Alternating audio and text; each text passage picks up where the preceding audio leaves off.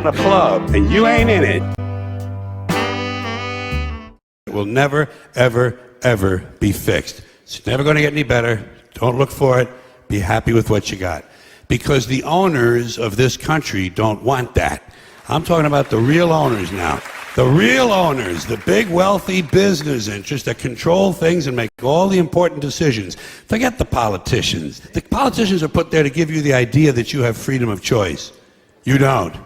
You have no choice. You have owners. They own you. They own everything. They own all the important land. They own and control the corporations. They've long since bought and paid for the Senate, the Congress, the state houses, the city halls. They got the judges in their back pockets. And they own all the big media companies, so they control just about all of the news and information you get to hear. They got you by the balls. They spend billions of dollars every year lobbying to get what they want. Well, we know what they want. They want more for themselves and less for everybody else. But I'll tell you what they don't want. They don't want a population of citizens capable of critical thinking. They don't want well-informed, well-educated people capable of critical thinking. They're not interested in that. That doesn't help them. That's against their interest. That's right. They don't want people who are smart enough to sit around the kitchen table and figure out how badly they're getting fucked by a system that threw them overboard 30 fucking years ago. They don't want that. You know what they want? They want obedient workers. Obedient workers. People who are just smart enough to run the machines and do the paperwork, and just dumb enough to passively accept all these increasingly shittier jobs with the lower pay, the longer hours, the reduced benefits, the end of overtime, and the vanishing pension that disappears the minute you go to collect it. And now they're coming for your Social Security money. They want your fucking retirement money. They want it back, so they can give it to their criminal friends on Wall Street. And you know something? They'll get it. They'll get it all from you sooner or later, because they own this fucking place. It's a big club, and you ain't in it.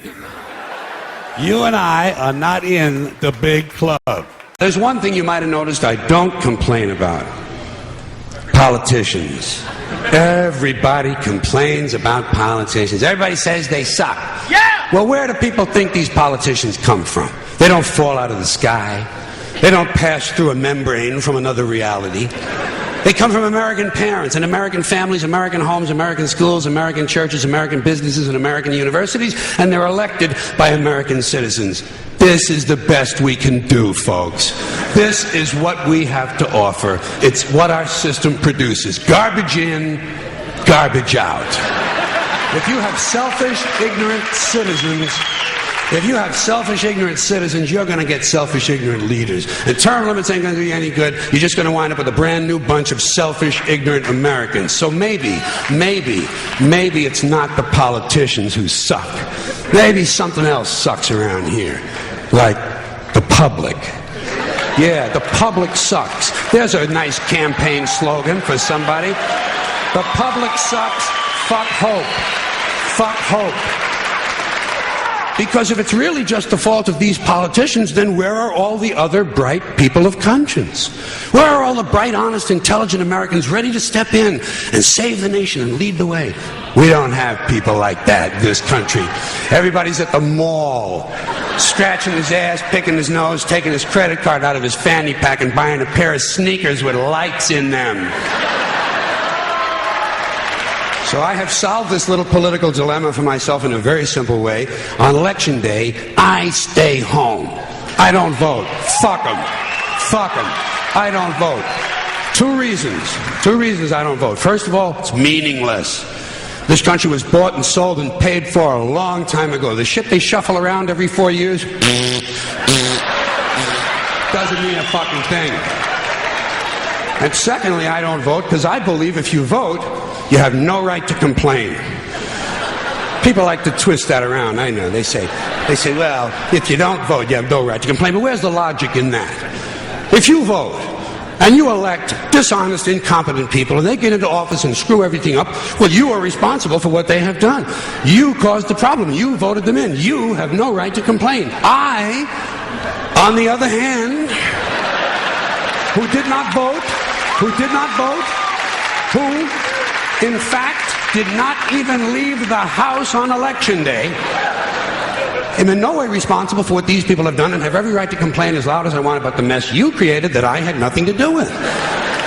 So I know that a little later on this year, you're going to have another one of those really swell presidential elections that you like so much. You'll enjoy yourselves. It'll be a lot of fun. I'm sure as soon as the election is over, your country will improve immediately. As for me, I'll be home on that day doing essentially the same thing as you. The only difference is, when I get finished masturbating, I'm going to have a little something to show for it, folks. Thank you very much.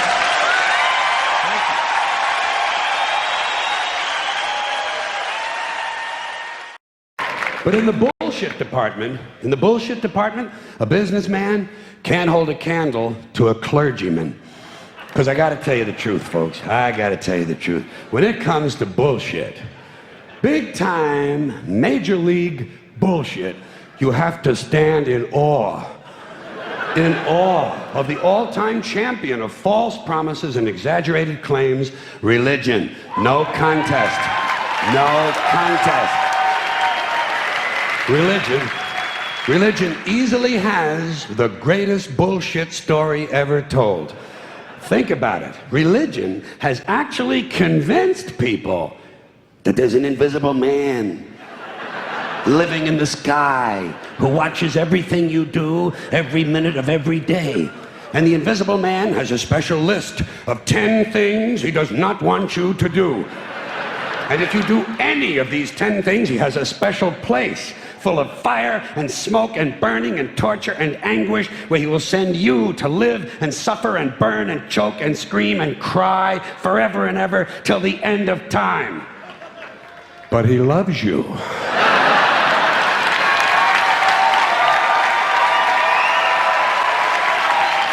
He loves you. He loves you, and he needs money. He always needs money. He's all powerful, all perfect, all knowing, and all wise. Somehow, just can't handle money. Religion takes in billions of dollars. They pay no taxes, and they always need a little more. Now, you talk about a good bullshit story. Holy shit. I want you to know something. This is sincere. I want you to know, when it comes to believing in God, I really tried. I really tried. I tried to believe that there is a God who created each of us in his own image and likeness, loves us very much, and keeps a close eye on things. I really tried to believe that, but I gotta tell you, the longer you live, the more you look around, the more you realize something is fucked up. Something is wrong here. War, disease, death, destruction, hunger, filth, poverty, torture, crime, corruption, and the ice-capades. Something is definitely wrong. This is not good work. If this is the best God can do, I am not impressed. Results like these do not belong on the resume of a supreme being. This is the kind of shit you'd expect from an office temp with a bad attitude.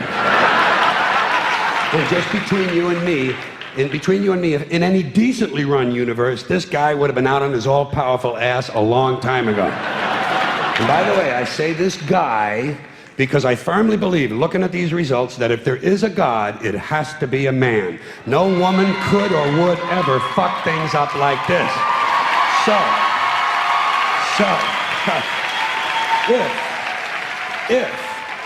If there is a God, if there is, I think most reasonable people might agree that he's at least incompetent and maybe, just maybe, doesn't give a shit.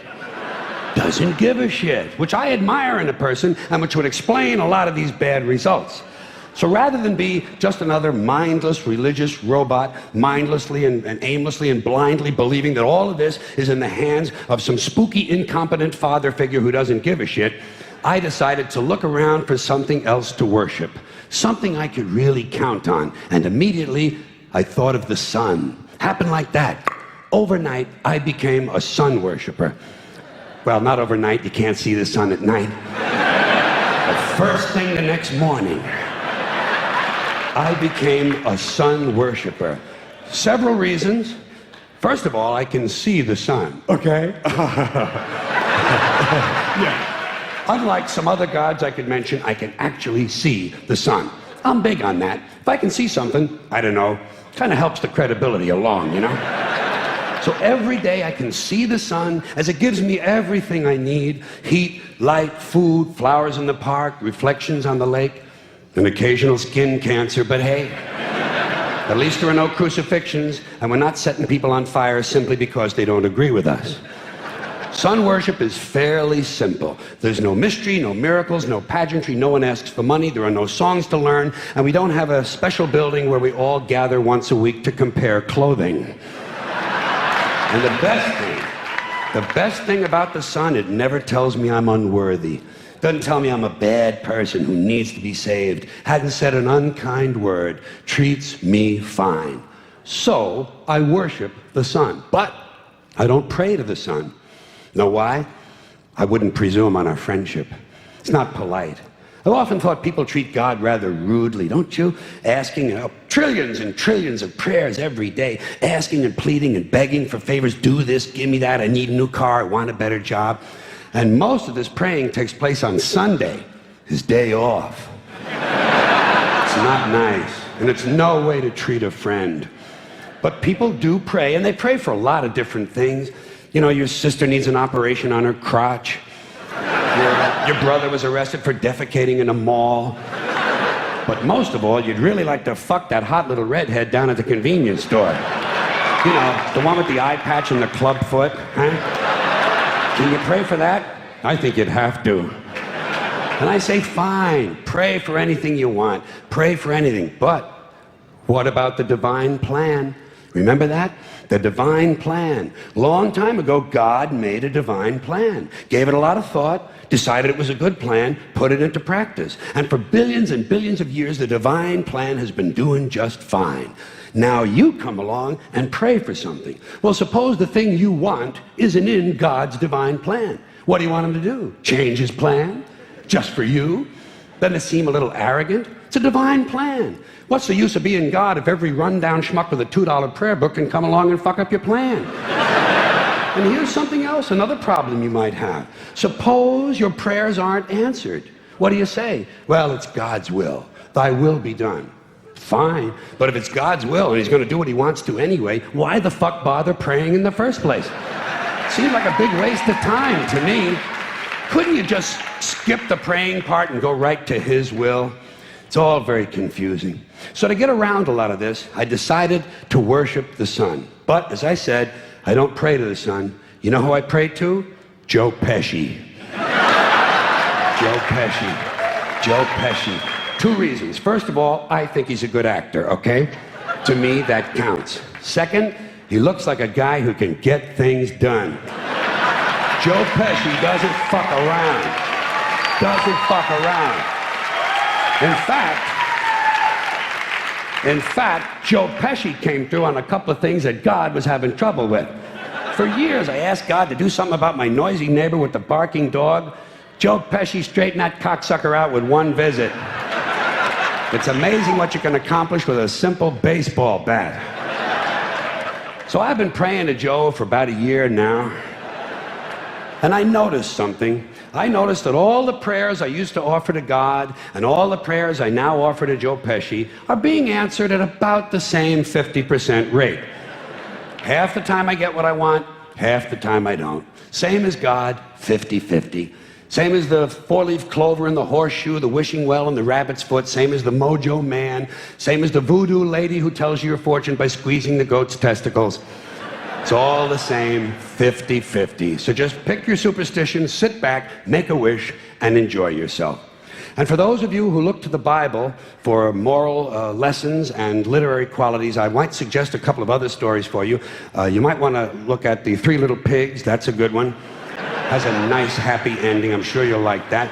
Then there's Little Red Riding Hood, although it does have that X-rated part where the big bad wolf actually eats the grandmother, which I didn't care for, by the way. And finally, I've often always drawn a great deal of moral comfort from Humpty Dumpty. The part I like the best, all the king's horses and all the king's men couldn't put Humpty Dumpty back together again. That's because there is no Humpty Dumpty and there is no God. None, not one, no God, never was. In fact, I'm gonna put it this way. If there is a God, may he strike this audience dead. See, nothing happened.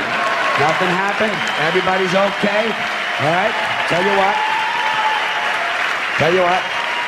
I'll raise the stakes. I'll raise the stakes a little bit. If there is a God, may he strike me dead. See? Nothing happened. Oh, wait. Got a little cramp in my leg. And my balls hurt. Plus, I'm blind. Oh, now I'm okay again. Must have been Joe Pesci, huh? God bless Joe Pesci. Thank you all very much. Joe bless you. Thank you very much. I appreciate it. They got a club. It's a big club. And you ain't in it.